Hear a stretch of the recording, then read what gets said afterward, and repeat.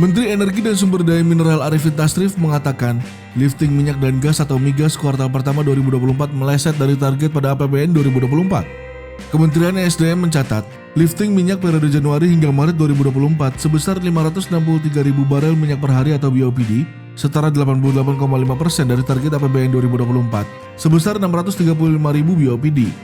Sementara, capaian salur gas periode Januari hingga Maret 2024 hanya menyentuh 5.075 juta standar kaki kubik per hari atau MMSCFD, setara 87,7% dari target APBN 2024, sebesar 5.784 MMSCFD.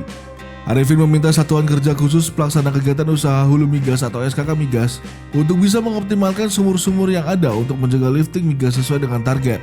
SKK Migas harus mencari terobosan-terobosan baru agar rencana program kerja di lapangan-lapangan existing dapat dioptimalkan dengan baik. Karena Sri Mulyani tegaskan APBN 2024 disahkan sebelum penetapan Capres-Cawapres.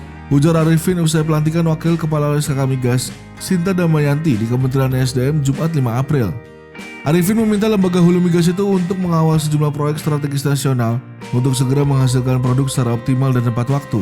Terlambatnya proyek on-stream sejumlah lapangan migas justru membuat biaya pengembangan makin melebar, serta capaian lifting yang diamanatkan APBN makin susut.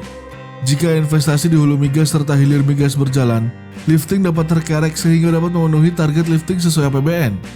Di sisi lain, praktisi migas Tumbur Parlindungan menilai, industri hulu migas dengan banyaknya lapangan migas yang decline, Indonesia memerlukan eksplorasi baru untuk mendapatkan cadangan besar.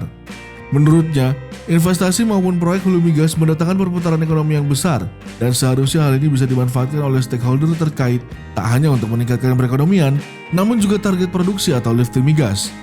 Contohnya, investasi di Blok Abadi Masela yang tertunda seharusnya sudah dapat memberikan dampak yang besar saat ini jika sudah berjalan sejak 5 tahun ke belakang.